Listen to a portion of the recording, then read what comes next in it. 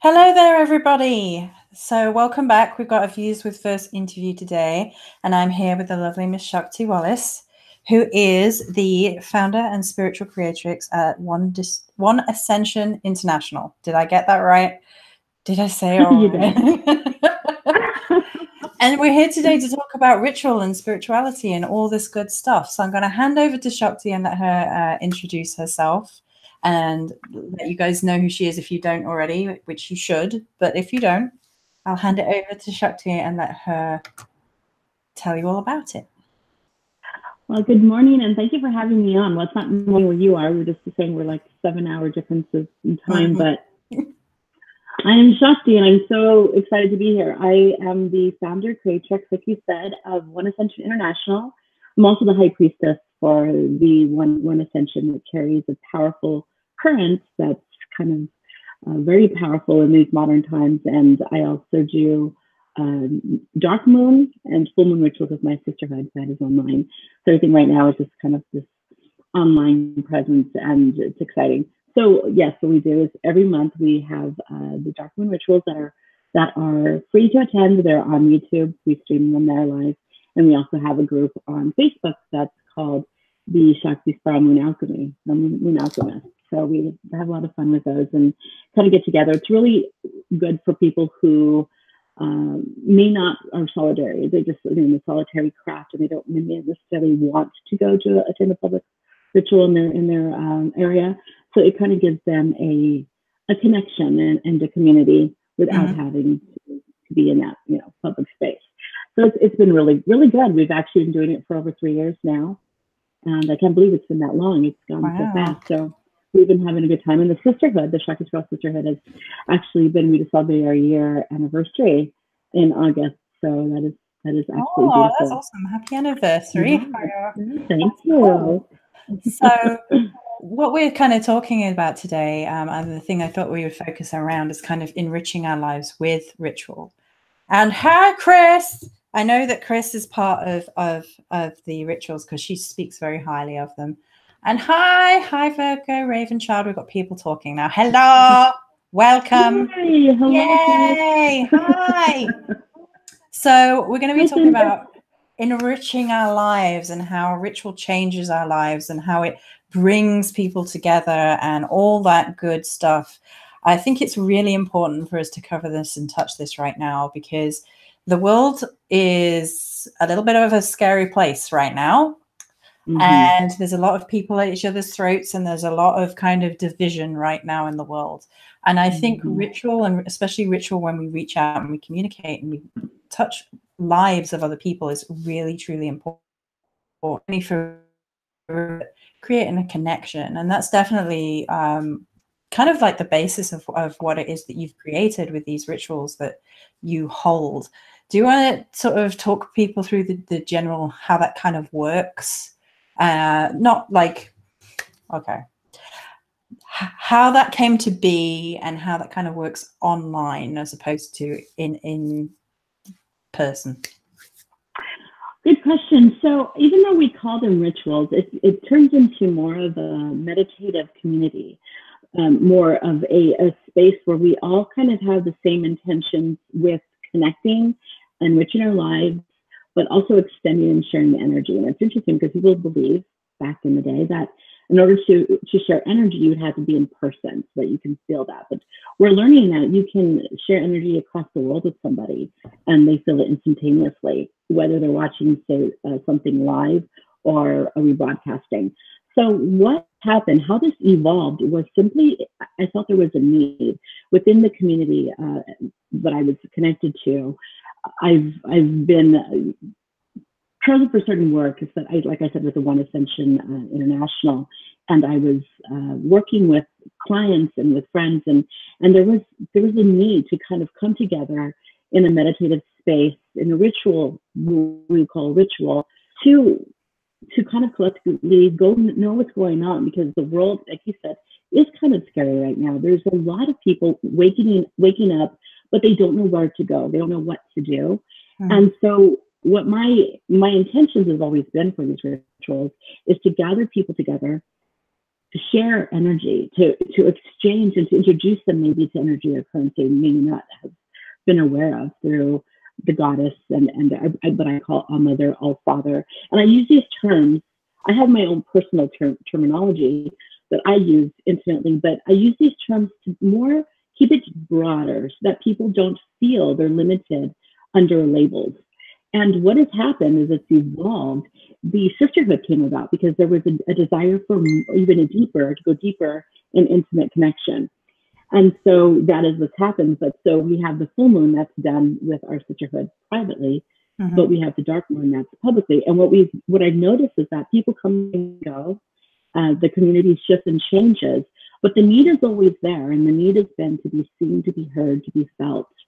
And so we acknowledge those things with these rituals, with these meditative gatherings. And they change every month in the sense of what is being introduced. We talk about the energies of the world, what a person can be feeling. We talk about what maybe what's going on lightly in astrology to kind of just see, what people are like. And people go, yeah, I've been tired, or I've been really overwhelmed with these emotional energies, or they'll kind of come about it and they share. I love that there's that online chat because they can kind of share and connect with people. Like they don't have anybody to talk to. Maybe they're still unsure about their path, or they're in the witch closet, the witchy closet, and they don't know how to express what they're feeling.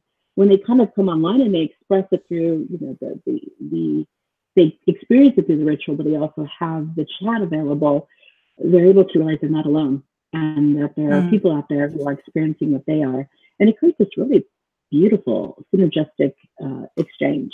It's beautiful. They're one of my favorite things. I mean, I make sure that I haven't missed one in over 3 years because they're that important.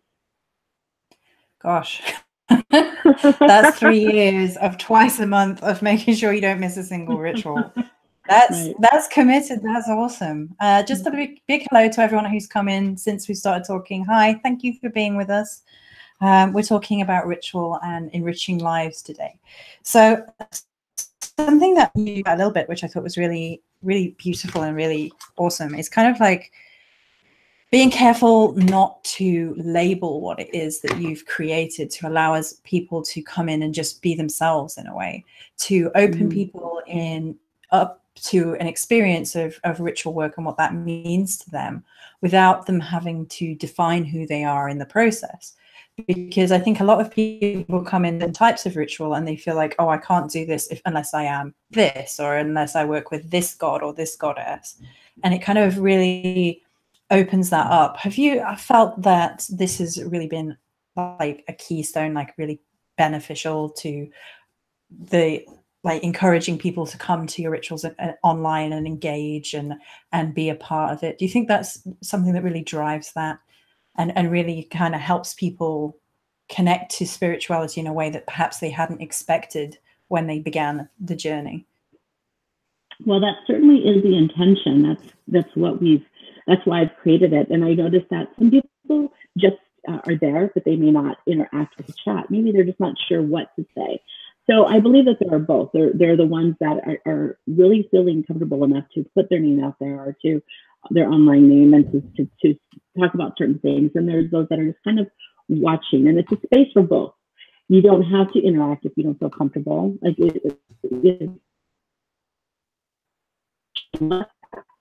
Or what to share. So where you are, there's something to be gained by that. So I would definitely hope that people would feel that community, regardless of what stage that they're at in their life. And you do full moon and dark moon. So Correct. For anyone who isn't sure of what that means, how do those two rituals differ? And I mean, each month is going to be different. But the general tone of the two, for people who don't know what the difference would be between those two. If someone was like, help. Yeah, right. That's such a good question. Gosh. Okay, well, I used to call them new moon rituals, but I realized that people would already, with you just kind of working with the moon phases and the occurrence of it, understanding, and this is kind of like we evolve. I used to call it new moon because people seem to understand that terminology better. It was less threatening. Sometimes when you just say dark anything, people kind of go, it's kind of off-putting of like, I don't know, what is that? So I started with new moon, and we would talk about the intentions for the month. And I use the word intentions versus desire or drive, or I'm very careful with my terminology. Again, not to overwhelm a person who's just starting, but also for those who are, say, more advanced on the path to understand what I'm really saying when I say the word intention for the month. And, you know, it changes. And sometimes we can have the same intention for several relation cycles. But again, we don't know where everybody is. So that's why I say those terminology. And what that means is for the new moon, it's really, it's the dark moon. It's a time where you gather in everything and you really assess. It's in a reflection, the dark goddess, where you go into that womb space and you ask the questions, what you're really needing versus what maybe on a superficial level or just kind of skimming across, you know, certain desires that you may want. So you go within and you kind of ask those questions. And this is what we have evolved into doing. It's asking the questions, what do you want? What is it you really desire? Think about what you want and now let that all go. And so we go into meditation usually. And it's, what do you really need? And sometimes it'll change for a person depending on what they feel they need through their mind and what their heart through revelation shows them. And then so we go to that and I give them kind of a challenges during almost the time during the rituals to say, okay, now for the month, I really want you to maybe build an altar. And this kind of goes simultaneously with sisterhood, and that is we work on a theme each month. And so at the beginning of the month, we kind of go into that, and then we go into the dark moon, wherever that happens to be. Mm-hmm. I say, okay, in a couple of days, we will launch your intention, launch it forward, and set up your sacred space. Sometimes I'll use altar, sometimes I'll say set up your sacred space to do that. And then so when we reach about the 2-week mark, you know, when we get into the full moon where she's in her fullness and you can work all aspects of her, the full moon energy, it's different because now you're in that active space and you've come to a fullness where hopefully you've been doing some sort of work, mm-hmm. some sort of reflection for the last couple of weeks. And now you're at the space of, okay, so this is showing itself to me. I can see where there may be blocks, or I can see where I may want to change my focus or my footing. And so again, it's all about encouraging people to find their answers for themselves. So I kind of lead them, but I don't give them the answers. Yeah, I'm just laughing at the comments. I was gonna say soul train.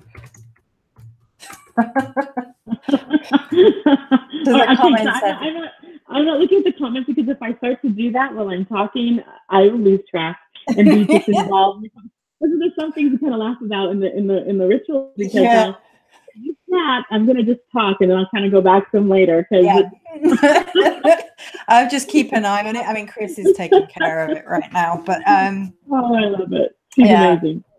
So something that you kind of touched on, and I think it's really interesting, and it's kind of something that I don't think a lot of people maybe realize when they start out. Maybe not. Who knows? But is the idea that basically you're affecting life. You're creating like a life-changing energy for a lot of people that come to these rituals, and they engage with energies which maybe they expected, maybe they didn't, depending on where they're at.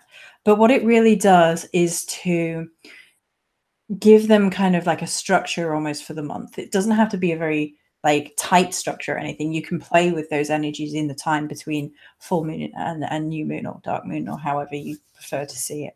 But it really gives them a kind of like an insight and an awareness even, and it can really be life-changing. And I think that's really fascinating on the one hand, because it really does change and influence people's lives and kind of gets them into a spiritual kind of mindset, really, like becoming more aware.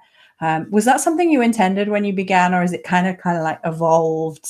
Like, was the idea like, I want to hold rituals for people and see where it goes, or was it like, I want to change the world one ritual at a time? Maybe it was the rubbing of the hands together, or maybe it was simply like, it was definitely the latter, but I don't know if I was so, maybe. Yeah, but it was just more about, because of the work that I do with the one the divine one energy, I like to call it, a very powerful field and current. And what my intention has always been is to introduce them to that current through me as the channel, the guide, as the high priestess, gathering the ritual. And I do it, like I said, in a way that's safe, where they feel like they're not being like, oh my gosh, who is this woman and who is she really calling in, and all of that stuff. But it was always to change the way people think, but not to do it for them, to assist them, to kind of become responsible for their lives, and to understand that they are empowered, they can reclaim that power for themselves, and it guides them. And so that has been why I'm dedicated to what I do. I'm dedicated to the goddess. That's my life path and work. It will always be. It's part of what I do with One Ascension. The name is very elusive, but for those who understand, have been on the ascension path, whatever your craft is, whatever your current is, you understand ascension is key on both spectrums. And the evolution of that comes with understanding that you're first responsible for yourself, and then you can help another person. And so when we have these gatherings, and when I started them, it was for the intention, because I would see so many people that felt just lost or hopeless, or that they didn't know how to begin up their path, or how. And so that was always the purpose, to share in that way. So yeah, kind of maybe there was like a kind of maybe a back intention, but it was always again to put the power in their hands and say, hey, look, I'm going to talk about certain things depending on what's happening during the month, but it's up to you to do the work. It's up to you to decide and to bring about your own empowerment. So that's been kind of why I started these rituals. Why actually, and it was actually I was told to start them in truth, and the goddess said it's time. So that's what I do. And I just call in the one energy when I do call in the circle, and we cast the circle. The one energy is called in, and so everybody who connects with the rituals will feel that it's been a marked difference. So there was actually a little question, and someone was asking about what happens to the person that the ritual is cast, e.g. banishing a person. And what I think I want to do with that question, I think it's good to point out that when you're doing group ritual, it's not usually about solo spell work in the same way that you might on your own. So it's more likely to be an awareness, a journey, focusing on a theme, focusing on an idea, and like opening yourself up to different ways of thinking, different perceptions, connecting to sisterhood as a whole, being welcome at the circle kind of vibration. Is that very much in line with how your community is each ritual? Absolutely. Whether it's a sisterhood ritual, or whether that's the private, or whether it's the public ritual, they're both held in that same circle of sisterhood, of love, of acceptance. And I noticed that it is shifting for people a lot. It is becoming where, some people are like, these have changed me, or I needed this month, or it gets in that perception to understand that they are empowered. And that's the whole goal behind why I do these rituals. And so, it's very powerful. But you said it very good. Yeah. Hi to everybody that's coming in.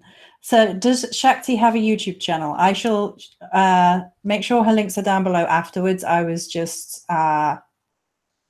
basically my brain has not been with us today at all.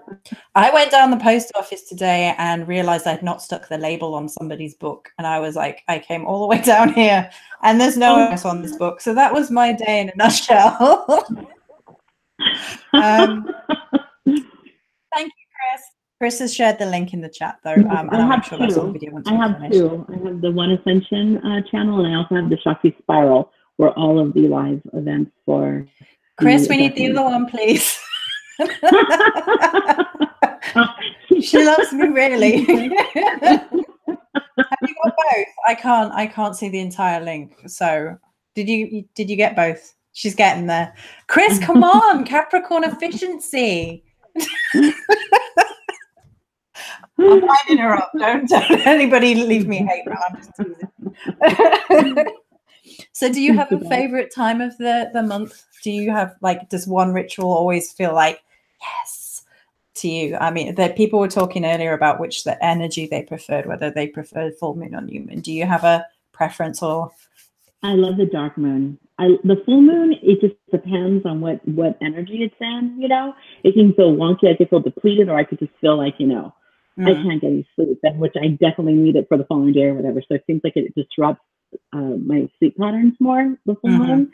I mean, it's beautiful. She's gorgeous to look at. Charge things under. But the dark moon is just where it's at for me. It's just, it feels so much more magical. It feels so much more intense in energies in a way, because you really have to be with yourself and with the currents and understand what you're really needing versus what you think you need. That seems to always, my most powerful magic seems to happen during the dark moon. Me too. I love the dark moon so much. I always say it feels like the dark goddess walking around with bare feet at the dark moon, new moon. I absolutely adore it. There's all that there's that potential, that kind of limitless feeling that, yes, you have to show up and do the work as well, but you can dream it, you can be it, that kind of and at full moons I'm like, I want to sleep. I really want to sleep, and I can't sleep, and the full moon is stopping me from sleeping. What is going on? Chris has even got the Facebook page. Well done, Chris. Oh, she is amazing. It's because I teased her about Capricorn efficiency, so she's just spamming information.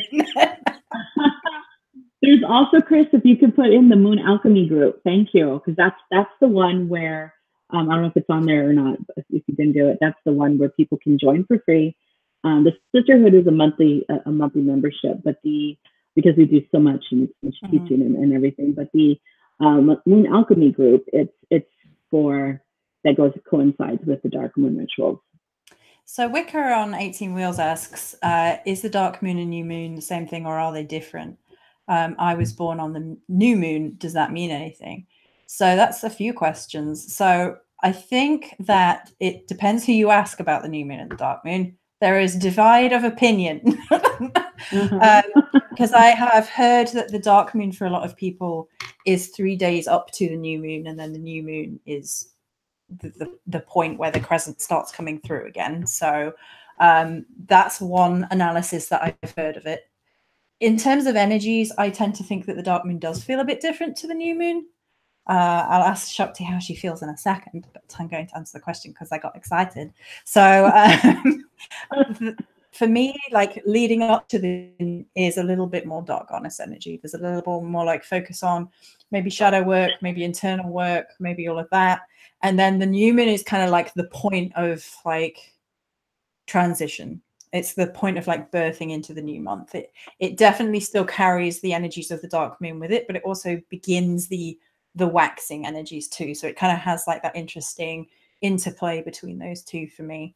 How about you, Shakti? Do you think that they're different, or are you? I can just say ditto to what you said. You know. Exactly. There you go. That's it. Well, because I just, for the dark moon, I prefer, like I said, because it's such a nurturing space, and it just reminds me of the womb of the goddess. It's very, it's where she even takes a break, a respite to just be. And I love how you said walking barefoot on the earth. That's just, that gets me. So it feels like that. And then you think about what you desire, what you really need, and the possibilities, because the womb is the all, right? The creatrix of everything.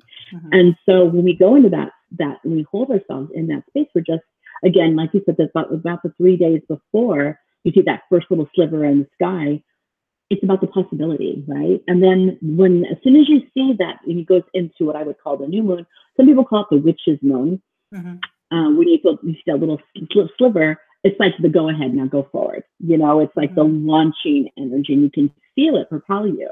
So it's like you're gathering, and then as soon as that shift happens, boom, you're out there, and then you feel it's more, for me with my magic, it's much more effective than just kind of doing spell work, hoping that it'll work. Because when I work in conjunction with moon cycles, it's so much more effective. Absolutely. That kind of feeds into Nathan's question, actually. So I'm going to just ask Nathan's question, seeing as that feeds quite nicely. He asks, I'm preparing for my end of year shamanic journey. What days, moon phase, or Sabbat would you recommend I plan around? Thank you for your input. So I'm going to throw that one to you first and see what you think. For a shamanic journey, I would always say that it would start, you can start it depending on what it is that you're desiring. What is your intention again for your shamanic journey? Is it to receive? Is it to shed? If it's to shed, it's in the waning energy. So I would say after the full moon, as you start to go into that waning, so you can go into undercurrent. Always Samhain, around the time of Samhain, is such a powerful time to do any shamanic work, whether it be to receive or to release, because there's so much in those portals, those gateways that the veil is so thin, and you can receive so much more. It's like getting, like a 2-for-1, kind of special deal where you can, when you work with the energies, you know what's happening, and it's much more effective, like I said before. So for shamanic journey, I would definitely do it during, if you're going to release something after the full moon, if you're ready to maybe bring something in and you need guidance and visions, all of that work. It seems to happen for me more during the new moon lunations, because you're able to go within and to see, or bringing it to you versus away. Samhain is coming. Samhain is coming. Samhain is coming. I know. Samhain is coming. Samhain is coming. So it's definitely a really wonderful time to do, like Shakti said, all kinds of shamanic work. It's also because it's the witch's new year. It also means that you will probably get some very fascinating insights into where you want to go, as well as what you want to, leave behind. It is a very liminal Sabbat. It's perhaps one of the most, if not the most, liminal. You can make arguments that Beltane is its balance, and so they balance each other. But for me, it's like my favorite.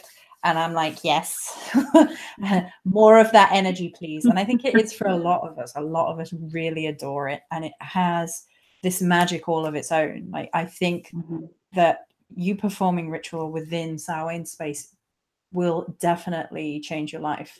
I can say that, like, hands down, it will change your life. I've had some beautiful rituals for Samhain. I think it's definitely a perfect time, and you can't really help when Samhain is in terms of what day it is, so it takes that off the table a little bit and kind of like overpowers what day of the week it is, because it's Samhain. But you can always tailor your ritual a little bit around what day it is and what moon phase it is, so you can look at those things if you want to incorporate them as well. And if I'm not sure what moon phase it's in at the minute, because I haven't checked that, which is my own fault. Chris, what moon phase is it going to be for Samhain? Can you have a look for me? Pretty please, with sugar on top. And then you can tailor your ritual around that. And it's waning. It's going to be waning. Okay, awesome.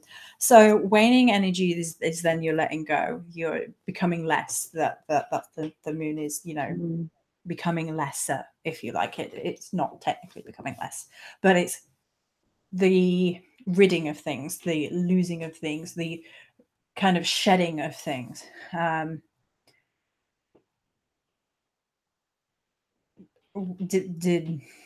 Okay. And so for that, I would really encourage you to look at the things that you are ready to let go, and the things that you are prepared to move past, and that sort of energy. Samhain is really wonderful for kind of honoring everything that has been, because there's that ancestry element as well. So you can honor all the parts of yourself without judgment in ritual, and be like, I honor the person that I used to be, and I allow that to go. And then I move into this new year to attain a level of getting it to be as much me as I can, because I prefer the idea personally. You get people who talk about, oh, you're on this spiritual in order to ascend, or you're to get better, or reach your highest self. And I'm always like, I prefer the idea that we're becoming more of ourselves, that we're allowing things that we've been conditioned with to leave, And that fits really nicely in with this Samhain. So I allow the parts of that have been conditioned into me that do not nourish me to leave me, and I become more myself than I have ever been. So that's going to kind of be my focus for Samhain. How about you? Have you got an idea what your focus is going to be yet? Always. It's funny because I love what you said, and for me, I may not even think about the focus, of what I want to do for Samhain, but it just happens organically for me.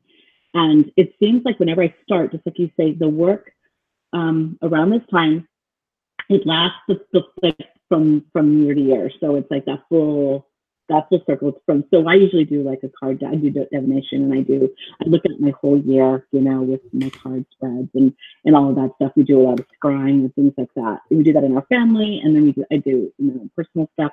But for me this year, it's taking on an even deeper depth to my magical practice.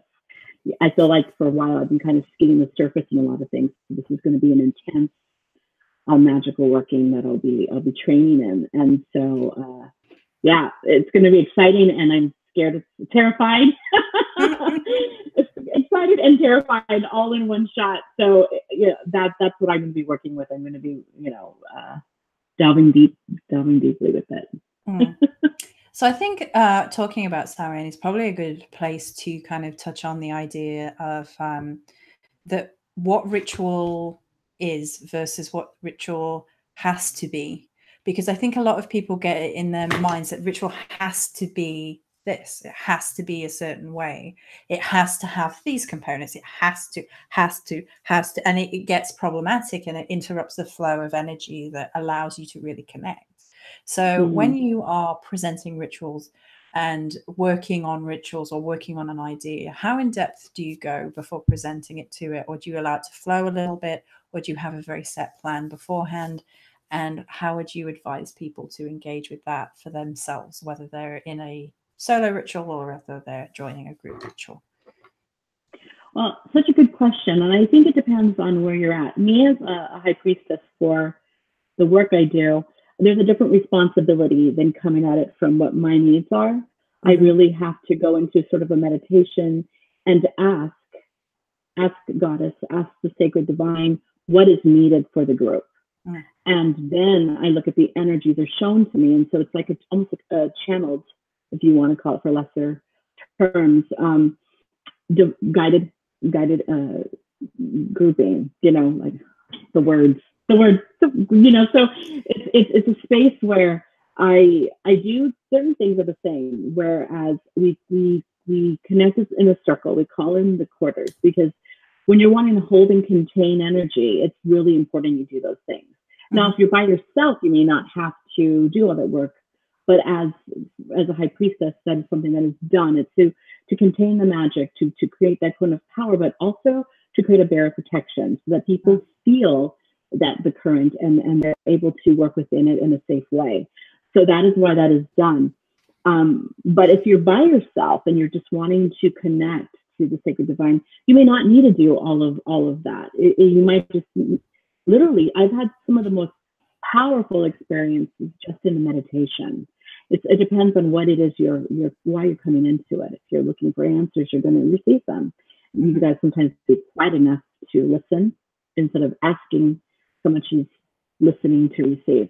And so it just depends. But so for a public space, I definitely do the calling and the casting of the circle. It's always done. And maybe the wording might be a little bit different depending on how poetic I want to get, or but it's there. And everybody who's experienced my rituals will say, yes, there's a profound shift from when we begin to when that is done. And so in that's power, the cone of power, the energy is held until we release it. And so, but it doesn't have to be all, we don't being that we're online, I may have candles like you see right here in the background burning, but I don't have, say it like set up like you would in a traditional circle if you were in person. I don't, it's more energetically where I recast it that way. That's really interesting. Do you think that the online aspect changes what ritual is in a way? So has the ability to connect with people and hold ritual online shifted the dynamic of what ritual means to you? Absolutely. You know, I love this. I love this space of doing it online. I love the space of doing it in person. What I've noticed is that you're able to see the energies much more quicker because you're not distracted, like with something, say, in person. You're able to connect with energies, at least for myself, much more quicker online because I don't get distracted by all of the human detail of things, the mundane things. Okay, is this it? Wait, why is this lighter not working? Why is this, the sage is what's going on? Or, we've all had our mishaps with public, don't even get me started with Vesta powder, and all of that stuff. So, there's a lot more that of energy expended in just creating that space versus having a person online and they can see me and they can choose whether they want to share their video or not, their face, but they're there and they're in a space where they feel is sacred to them. And then we're able to connect energetically and kind of use that space to create something tangible for them, in a different way. So it does change. I love the fact that we have in our sisterhood people that are in France, are in Sweden, are in Australia, and we're not limited because we are not physically in location. But to me, it's very expansive. I hope I answered your question. I kind of went on. No, that's good. Okay. For anybody who's confused by Vesta powder, by the way, Vesta powder explodes. So if anyone's like, what Vesta powder, what? It explodes. So you have to be careful. The fire gods love Vesta powder. I love Vesta powder, but you have to be careful. Yes.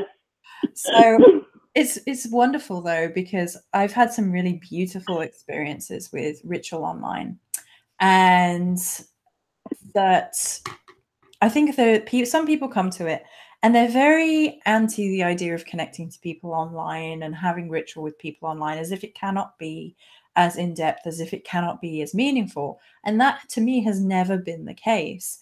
I feel like we get into these ideas of separation, and that's really not true, that we're a lot closer, we're a lot more connected to other people than we realize. Chris and I talk about the spiritual ecosystem and how we're all interconnected throughout this spiritual system, which is very much like the ecosystem of, say, like plants and trees is how we visualize it.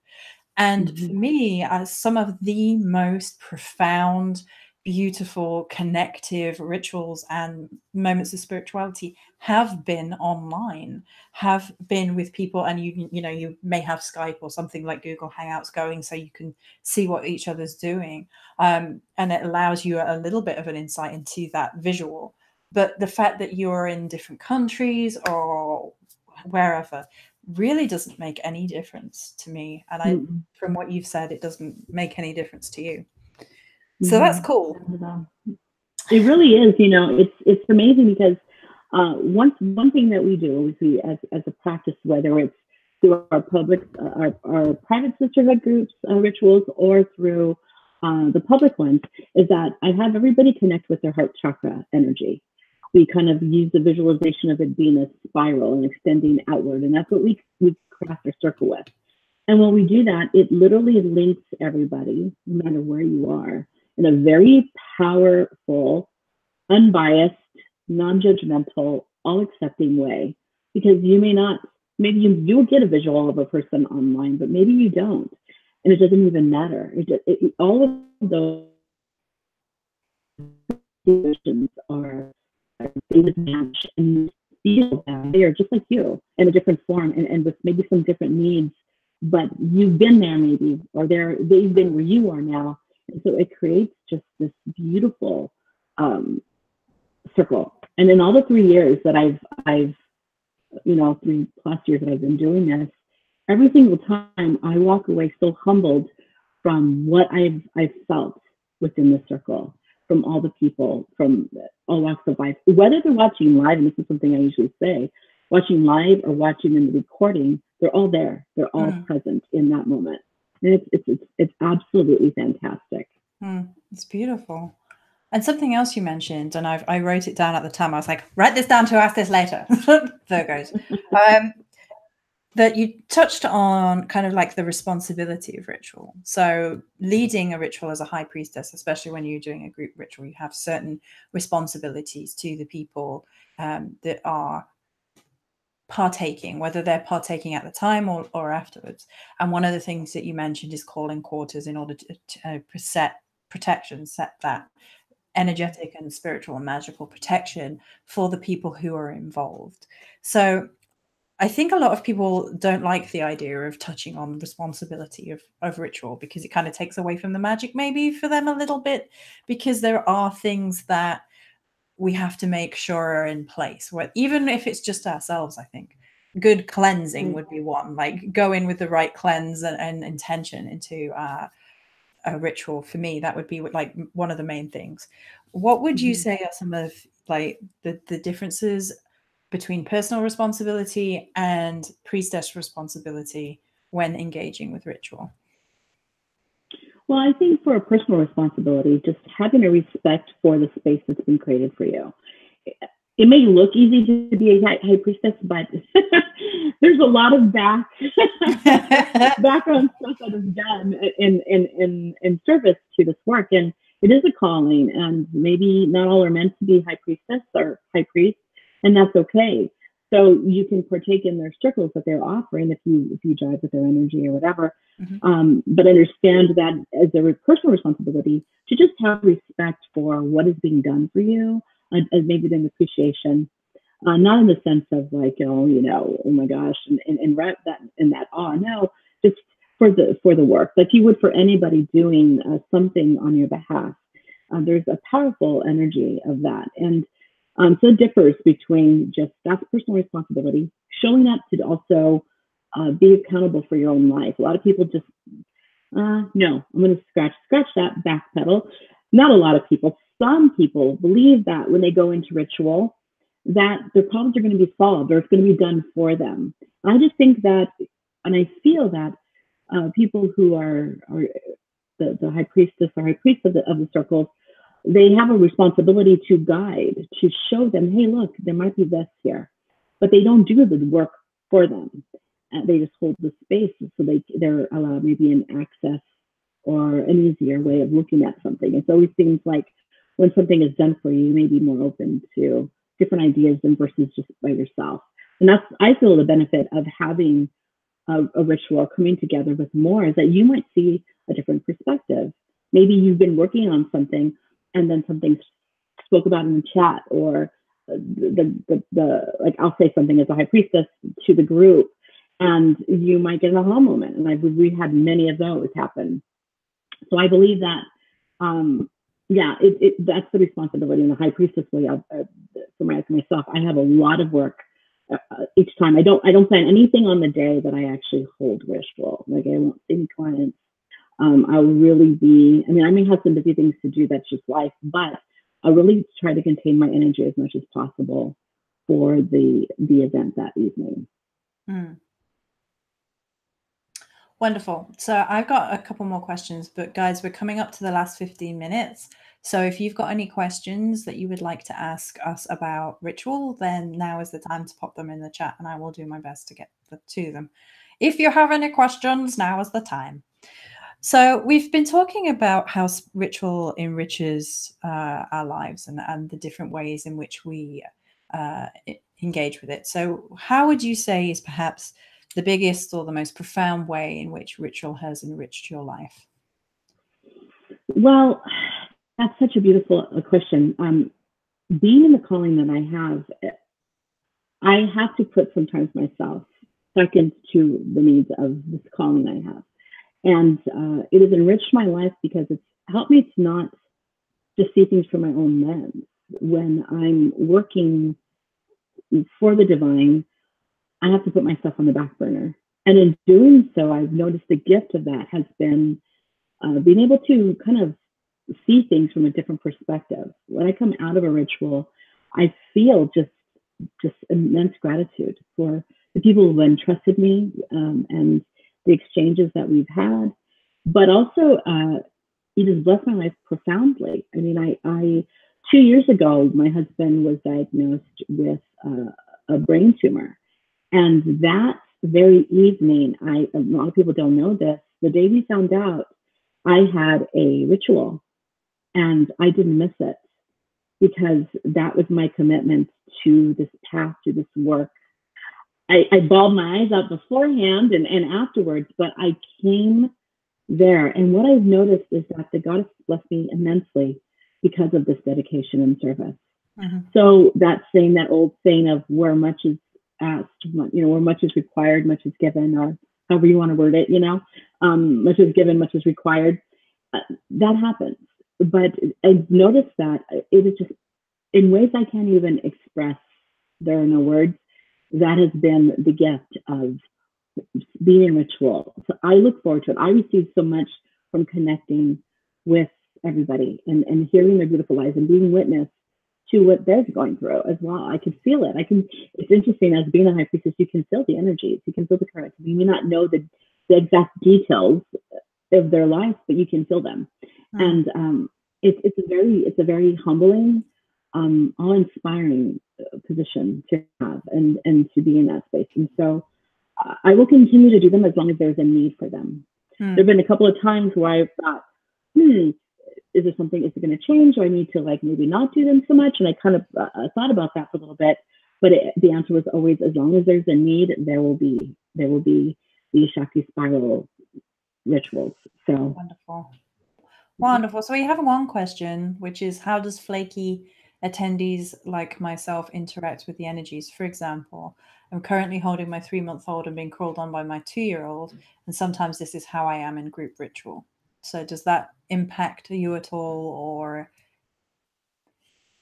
Well, for me, no. I mean, I understand being a mother of 4 as well. Your attention has to be where it's at. Mm-hmm. For me, it doesn't affect me. For the person wanting to engage, well, it's kind of like when you kind of have to listen to a conversation because you're busy attending to your little ones, you may miss certain things. But for the fact that you're even there, there's such a gift of receiving the energies of the circle. So it just depends on what you're guided to. I would simply ask, is this what I need right now?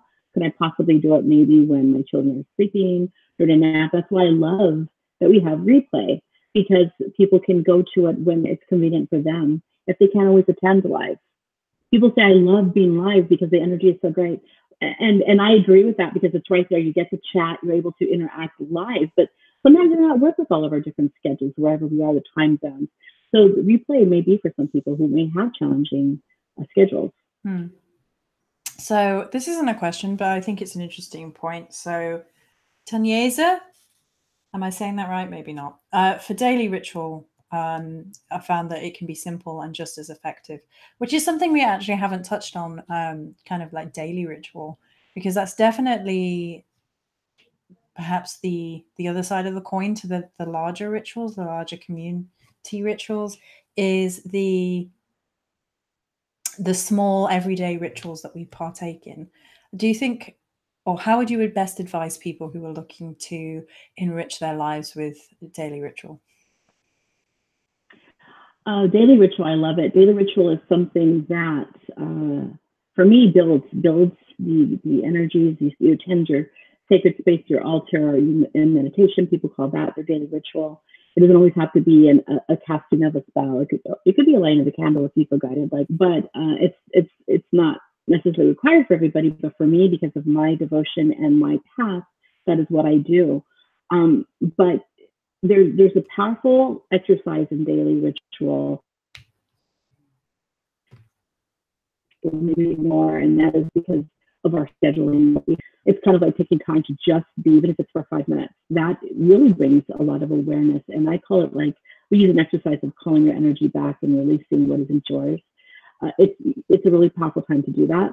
That's when I do that, and I really kind of just think about things. Some days are easier than others, but it's something I really try to do. But now doing that type of ritual is very empowering to a person and to their path and whatever it is, their spirituality and their conscious raising. But when we come into a group ritual, it's a little bit different. The dynamic feels different. The energy is much more charged. You can be held in that space. sometimes when you need to be. You may come with a heavy heart and receive answers just by introspection and allowing somebody to be a guide. Not as they're doing the work for you, but the energy is different versus, the daily ritual things. At least it is for me. There's also, oh, hi, Annabelle, have a good day. There's also kind of like, you can do small rituals for intention setting. Something that Chris and I do and end up doing it together usually is pulling cards for the day. And this, you can work this into a little ritual of itself. And that way you can set your intentions daily like you would for the entire month with the new moon ritual. And it just gives you a kind of structure, things to be aware of, things to look for and feel those energies of every day. That's a little something else you can do on a daily ritual kind of basis. So are there any more questions? Because people have gone quiet now. I've asked you all for questions. It's not usually the way. It's not usually the way. There's usually more questions than that. If not, I shall formulate another one for myself because I can do that. But I'm giving you guys the opportunity. I'll give you a second. I'm watching you. No. So let's have a look at other things that I wrote down. How do you think ritual has helped you? Oh, no, never mind. We've got a question. Just as I was about to ask one. So I'm new to Wicca. I've noticed I'm a bit backwards in tradition in that I view the sun as feminine and the moon as masculine. Would this have an adverse effect in group? Well, I can tell you right now that a lot of traditions actually see the moon as masculine. The moon is masculine and the sun is feminine. And the Celtic tradition is one of these. So you're not backwards at all. It's just that traditionally in Wicca, that's how things are taught. But that's not necessarily how other traditions see it. So it's good to have an idea of different energies around what you're looking at and the people that you're speaking to in terms of group. Would that affect how you see the group dynamic as you were leading a ritual? Absolutely not. We just talk about the moon in the astrology, the science, the energies. We kind of focus on that. Like I said, I don't get too detailed because people have different belief systems, so to speak, just like this one we were talking about, the Celtic tradition. There's also, it depends on what deity we're working with. The deities could be solar, they could be lunar. It just depends on what people their own path, what they gravitate towards. So we don't really get into specifics in that sense. Like I said, we try to avoid the labels so people can make their own.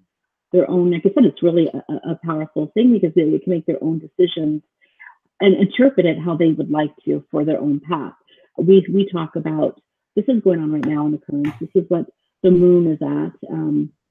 The sun is doing this type of thing. There's these kind of retrogrades, those type of things that we talk about, and we say, okay, so right now in this space with what you've been going through, what for instance, as an example, we worked on a shamanic journey with your animal totem.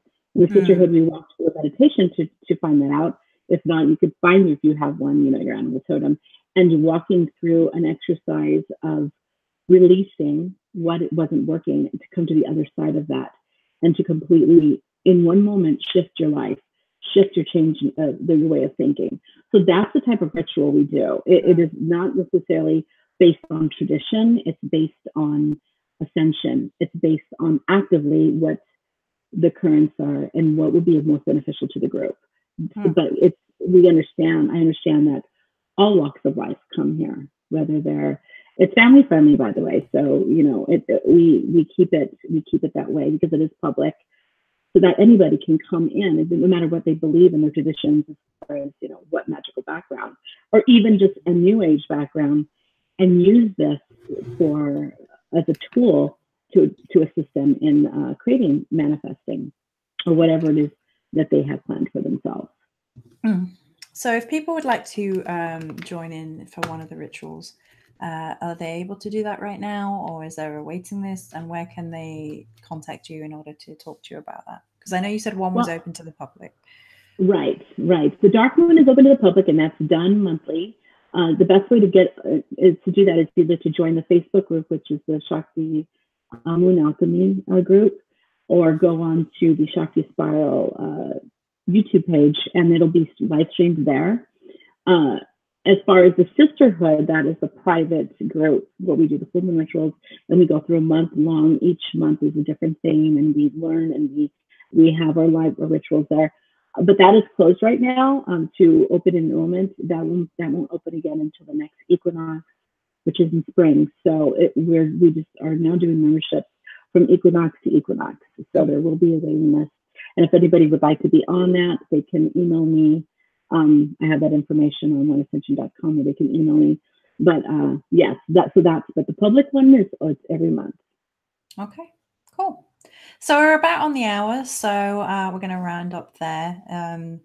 Chris is sharing links again, just for everybody who didn't see Chris sharing links the first time. She's my gem. She's my superstar. She's amazing. Cool.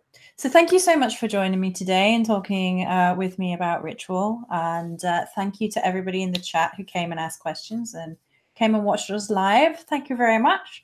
All the links will be around somewhere as long as I can remember them. And I will see you guys very, very soon.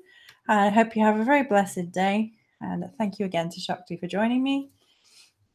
Thank you. And thank you, everybody, for being here. So I'm going to end the broadcast now. Thank you to Chris for all her hard work. Thank you, Chris. Guys. Bye. Bye-bye.